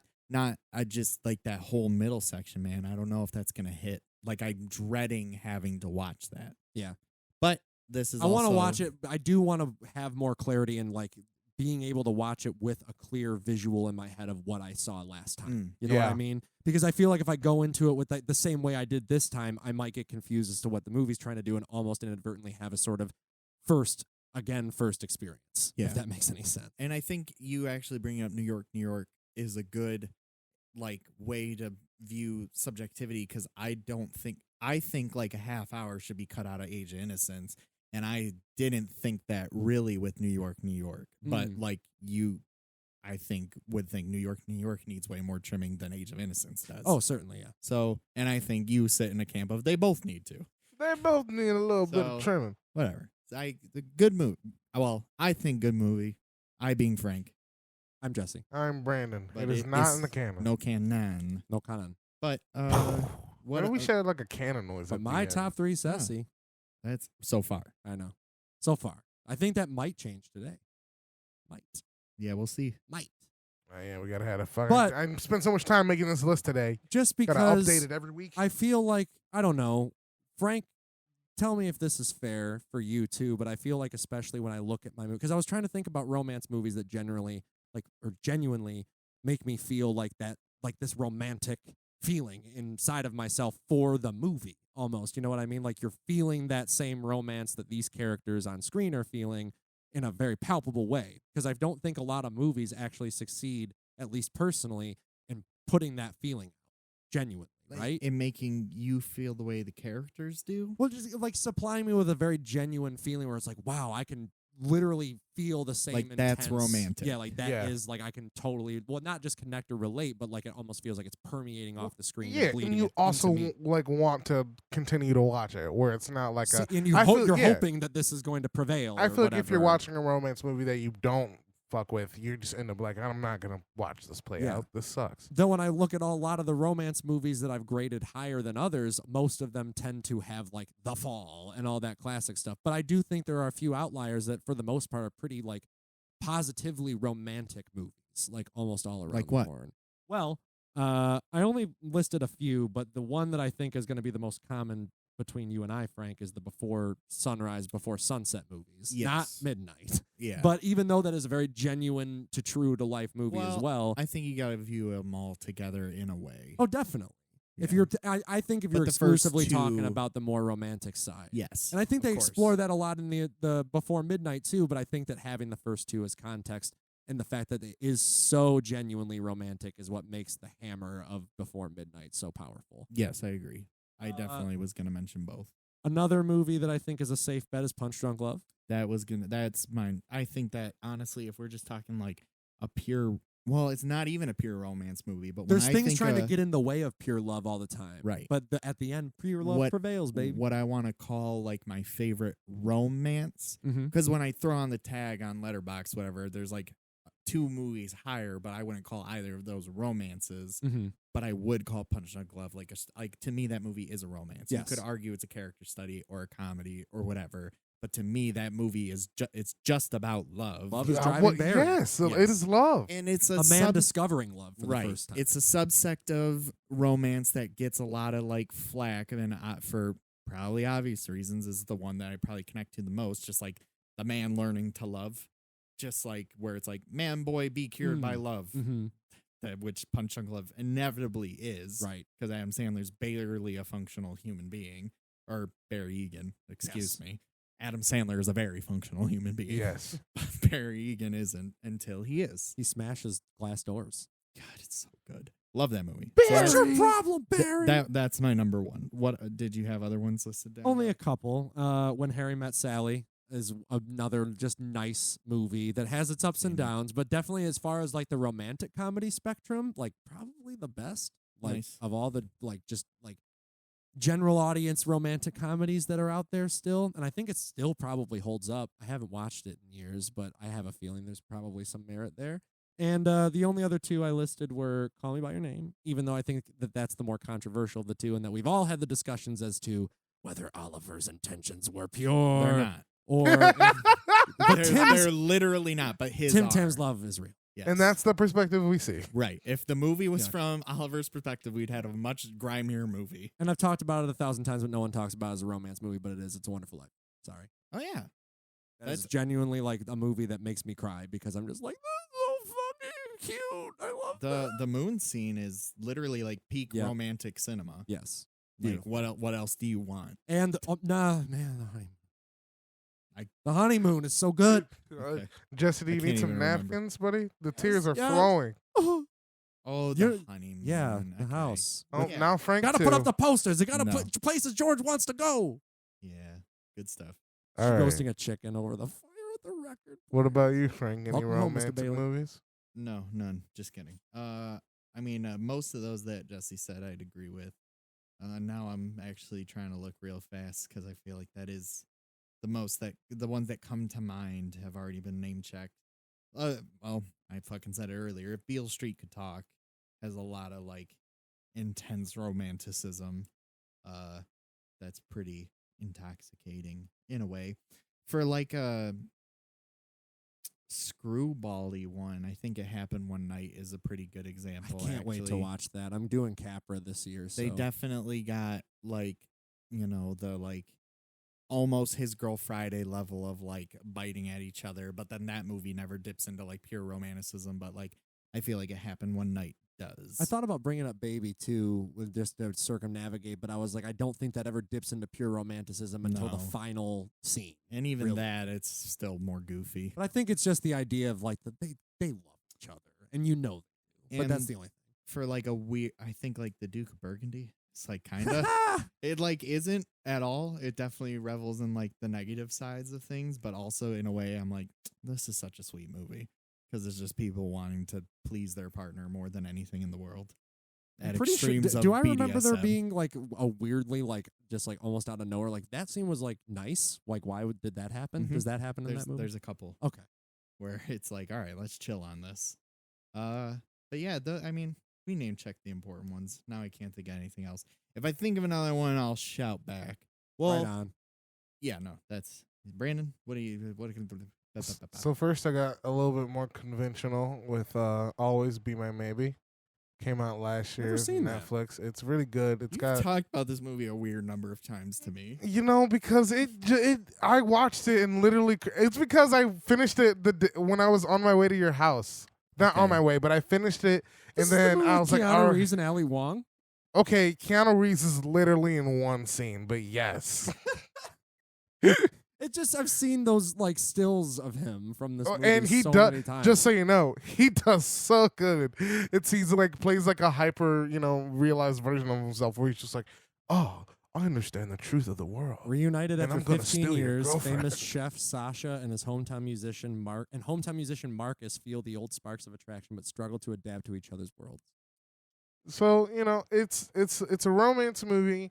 It's also really fucking funny. Ali Wong is a hilarious comedian. I've seen her do stand-up in person. She's great. In person, nice. Yeah, it was at the Comedy Store. She just jumped up and did a set. 15 cool. minutes. It was cool. I watched her 2 specials that are on Netflix. And, the main guy, Patrick, Randall Park. Randall Park, who plays the male in it, I've seen like him do just a bunch of stuff. So I thought it was funny, and I listened to a different podcast, the Black Men Can't Jump, and they recently had reviewed it. So I was like, you know what, I'll listen to it, and that way I can listen. I'll watch this movie so I can listen to the podcast, and that'll be cool. And I was like slated to go over Frank's that night to watch a movie and get high, play video games, the usual. But I was like, all right, just quick watch, casual watch. It's nice, fun comedy. And by the end, I was literally bawling in my room, like, okay, it's time to get in my car and drive to all my friends. It was just, it's really nice, and I think it's like, it does obviously fall into the tropes of every rom-com where it's like, oh, look at this budding love. Oh, something bad happens because one of them is stupid, and oh, look at them come back together. But I think that it does it in a really authentic way, and it tries to break the norms of a rom-com because, if you listen to like Ali Wong or Randall talk about it, they're like, yeah, white rom-coms are like all the same and we hate them. Like, we're like, why don't you just like make it different? So there's a lot of stuff about like culture and culture clashing and about like familial values and stuff like that, and I appreciate things like that. Fucking A. The only other one that I have, which is definitely a lot more unconventional, but people still cite it when they think about romance movies, and I would say WALL-E, the one about the robots and Eve, and I just think about the scene with in space and how like love doesn't always have to be like, oh, we're kissing and like fucking. It's like they're just in space with a fire extinguisher having like just some fun as little robots. And it's like there's a lot of moments of like genuine love between these two things, and I like it, okay? I just really enjoy it. It's a great pick. And you reminded me of our friend Miyazaki, The Wind Rises, sir. That's a great romance. I want to see that again. And also Ponyo, in a way. Pure love. No, Ponyo is pure love. That's how it ends, baby. And I just, it's so good. Are you ready for the final test? Yes. Do you love her?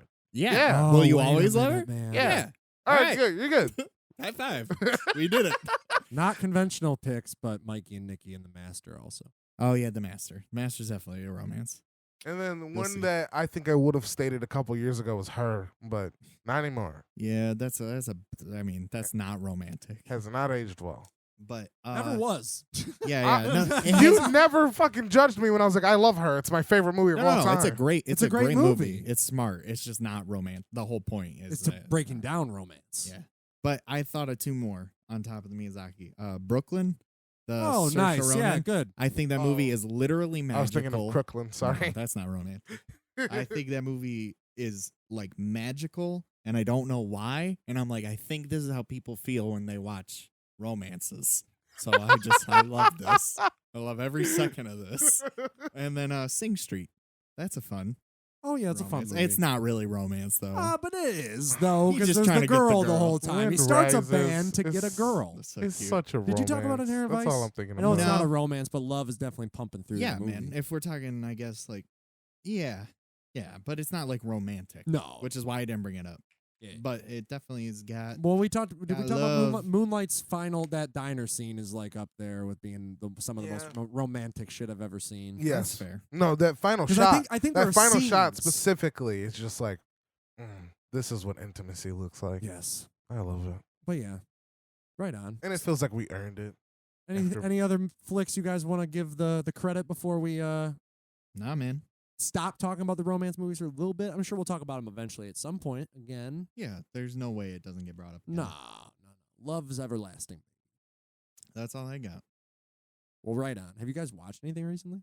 The Dave Chappelle special, baby. Oh, 846? Yeah, man. On YouTube and Netflix? Yes. It's on Netflix? It's on Netflix now? Oh, no, it's not on Netflix, but they produced it. Oh. But yeah, it's on Netflix as a joke on YouTube. But it's fucking dope. Give it a watch. It's super, it's like, it's so poignant. I don't even know if you could call it comedy, but it's definitely what I wish comedy was today. So there's that. That's all I got. I mean, it's more public speaking than anything. Like, I think. But it's definitely worth watching. Jesse, did you watch it too? Yeah, I've seen it. I've actually seen it a couple times, I think, because I showed it to a couple people. It's very poignant stuff. I was glad to see Dave spit nothing but true stuff. Yeah. Jesse, what about you?